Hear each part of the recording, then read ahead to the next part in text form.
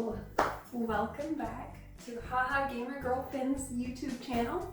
I'm so excited to talk about orcs. So Haha Gamer Girl Finn, what's your opinion on orcs? Well, I'll tell you guys what my opinion on orcs is. I love them. I love them a lot. But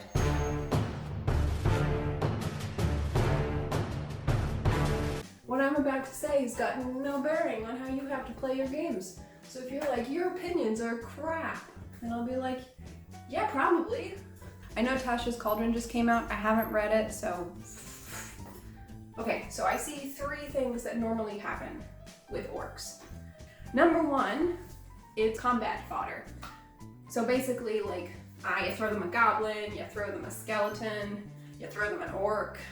Yeah, that's fine. If you're just playing an arena game, or you're just running a party of murder hobos, then just kill them, go for it. Number two, when orcs and half-orcs are treated the exact same as humans. So for example, you're in the metropolis and, oh look, there is an orc businessman and he's wearing a suit and he's owning all of these businesses, and then you're going on a date with him, and then you end up marrying him. And maybe that was just actually the one game that I was playing in, but it was really good and I loved Smork so much. And then depiction number three is this kind of like, you know, it's a little bit more cultural exploration than, you know, when you're just like chopping them up with a wood chopper. And they basically always kind of are some variation of the theme of like raiders that have like shamans and like are just totally like a mishmash of non-Western stereotypes about tribal people. Yeah, that's it. That's about it. I would like to start this video by elucidating this fact. Founder and popularizer of our humble orc once described them thusly. Squat, broad, flat-nosed, sallow-skinned, with wide mouths and slant eyes. In fact, degraded and repulsive versions of the, to Europeans, least lovely Mongol types. Problematic, of course. We can't like change history so that he's not racist. And it doesn't mean that we can't use orcs. It just means that like we should know that and know who our fantasy heroes are and decide, you know, I liked that, I didn't like that. You know, just knowing the history I think is good. And I'll link more information on that history. Also, I don't ever like viewing humanoids or any sentient creature as being good or evil. I don't do that for tieflings, for ASMRs. I don't do that. If you are sentient, that means you get to choose between right and wrong. And that does not mean that all of your cultures that are represented in your games have to have the same code of morality as humans or as what we consider current morals. Obviously, like, do whatever. But I think there's a big difference between, okay, they've got like a set of honor that like involves like killing people versus just saying like, yeah, so they're evil because they're orcs. Yeah, they're just evil. Like, boring. Use it in your combat games or your one-shots, but don't include me in your long-term campaigns that use that mentality. I don't want it. Not for me. Thanks. In addition, I really don't like the Player's Handbook description of orcs and half-orcs. I don't like it. Let me read a snippet. This is about half-orcs. I can't read without my glasses on.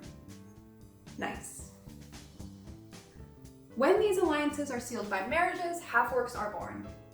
Some half-orcs rise to become proud chiefs of orc tribes, their human blood giving them an edge over their full-blooded orc rivals. Some venture into the world to prove their worth among humans and other more civilized races. Many of these become adventurers, achieving greatness for their mighty deeds and notoriety for their barbaric customs and savage fury. All right, let's unpack this real quick. Like, surely orc cultures are like optimized for orcs. Like, you would think that being a half-orc would be like, oh, you're kind of small and like you're not very cute. And like small, not very cute people do rise to power. Putin. But it just seems weird that the way it's framed is like that orcs don't even like win in their own society when compared to other races.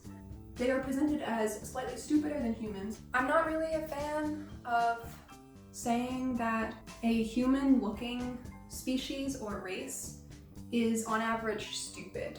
I don't really see what kind of like sets them apart that much from humans in terms of intelligence. Like there's plenty of stupid humans out there. Steve down the street's probably not the brightest. What about orc society gives humans a natural advantage? Ow, I just hit my foot.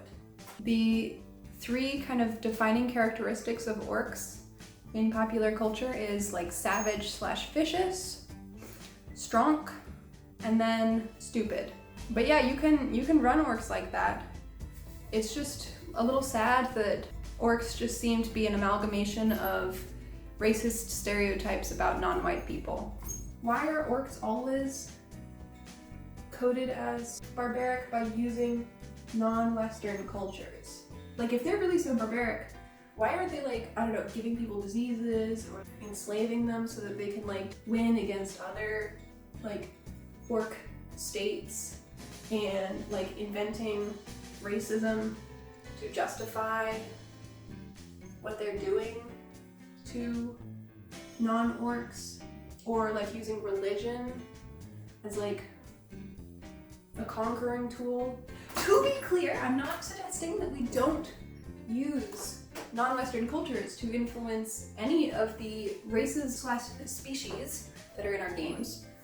My point is just that anytime that you are like interacting with, anytime that your party is interacting with other groups, that they shouldn't be a cultural monolith. So if you've got orcs in your game, then let's see a few different subcultures. I mean, if we think about like at the human level in real life, IRL, I mean, you just go to like a random high school and you've got all of these different subcultures just existing within the walls of that one high school.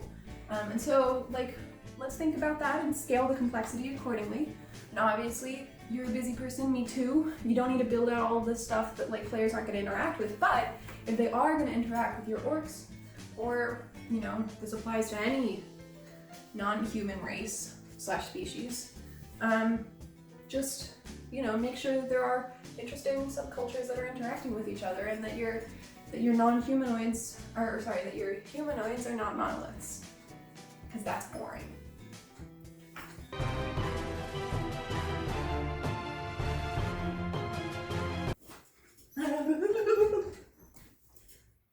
Let's talk about orcs, baby. Let's talk about you and me. Let's talk about all the crappy world building that we can see. Let's talk about orcs. To me, when I think about the description of orcs, like stronger than humans, more aggressive than humans, kind of dumb sometimes, you know what I think about? Men. Human men. I'm just kidding. Love y'all. Love y'all men out there. Hearts. Love y'all.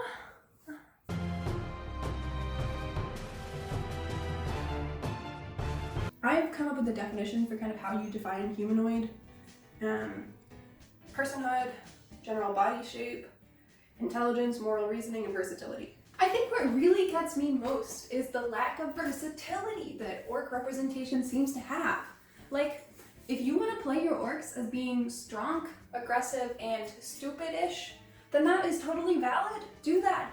But like, life's hard out there. We've got to be able to adapt to a variety of situations, and I think that would be true for orcs as well as it is true for humans. I mean, for example, like, there's a variety of different kind of, you know, stupid people in the world. Like, you've got like, I don't know, your like rugby jocks, and then you've got like people that are like very concerned, I'm just kidding, I'm not gonna go into all that, but you know stupid people, I'm sure you do, and they're all different, right? They've all fall into a variety of different subcultures, so, you know, I need to see it, y'all. Well, I don't, but like, y'all should show me it. Okay, so the other thing that is very clearly lacking from our depictions of orcs, other than versatility, is cooperation. They are very clearly able to cooperate amongst themselves if they are able to live together. This is, you know, orcs, as we have seen thus far, are not like, you know, not doing like the panther model where they like live off by themselves and then like another one lives over here and then another one lives up in that tree and they don't interact at all and they all know the boundaries, that bush over there. No, we don't see that. They like live together in a community, which means they must have some cooperation skills. So let's see what they do with those cooperation skills. When we talk about survival, broadly speaking, I think a lot of the time we mostly think about competition more than cooperation. But I mean, even for orcs, cooperation is survival. So let's see that emphasized and see what else they would be able to do with their cooperation skills. Just because orcs are apparently by their nature more aggressive than the average human doesn't mean that their culture needs to be aggressive. There's plenty of outlets that exist in the world of humans that provide outlets for aggression. Sports, martial arts, sculpting, punching the wall after your mom won't let you get a Switch.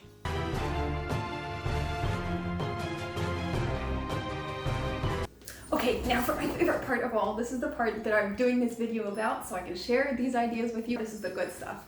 Now this is where I talk about alternative orc cultures. Please let me know if you guys try any of these cultures and tell me how they run in your games and how your players reacted. I would love to hear about these experiences. So, like I said, I talked about versatility, and I talked about how just because your species or race has innate aggression does not mean that the society has to be aggressive. Obviously, you can still have your raider orcs. They can definitely be a part of, the tapestry. And then in addition, I have some other ideas to present. Number one is sports orcs. Y'all, sports are a great outlet for aggression, and your society can be functional and cooperative and can work together and also then like pummel each other like on the pitch. I mean, you could have rugby orcs, you could have American football orcs, there could be sports that don't currently exist because orcs just have different body types and so they make orc sports. Orc sports, I would love to kind of like see what sports you guys could come up with that are designed for that like bulky, big body type that orcs have. And then in addition, like martial arts would be a part of this as well. I would love for somebody that has got more experience with martial arts than I to think through what kind of like custom martial art forms orcs could create that would be designed for their body type. Like, y'all, they could be running the sports and the martial arts meccas of your civilization. Humans would be traveling from all over to like come and try out for these teams or learn from these orc martial arts masters. I think that would be really cool to see. Option number two is building orcs. I would love to see a cross-racial, cross-species pairing of gnomes with their engineering and architectural genius and orcs who then like build the dang things. That would be really cool to see. I could totally see orcs partnering with gnomes and gnomish society and building just beautiful, intricate pieces of architecture, sculptures, things like that, using their combined like brain power and prowess. And if your civilization or your like world uses capitalism as its economic system, then it's perfect. Like orcs and gnomes together will corner the market. They will just be in charge of building for every part of your continent or your civilization or your world. I'd love to see it. I think option number three for like alternative orc cultures would be that like panther model that I mentioned earlier in the video where they all just like live separately. Like if you don't want your orcs cooperating at all, if you just want them to be really aggressive, then I think that's the perfect solution. And thinking through like how they would have developed to kind of like have that like independent mindset and way of living. Maybe they become expert trappers when they're by themselves or like are able to move really silently, or like maybe they're actually just panthers. Yeah, that would be cool. Like just panthers in your games. And then the last option is more of a joke, really.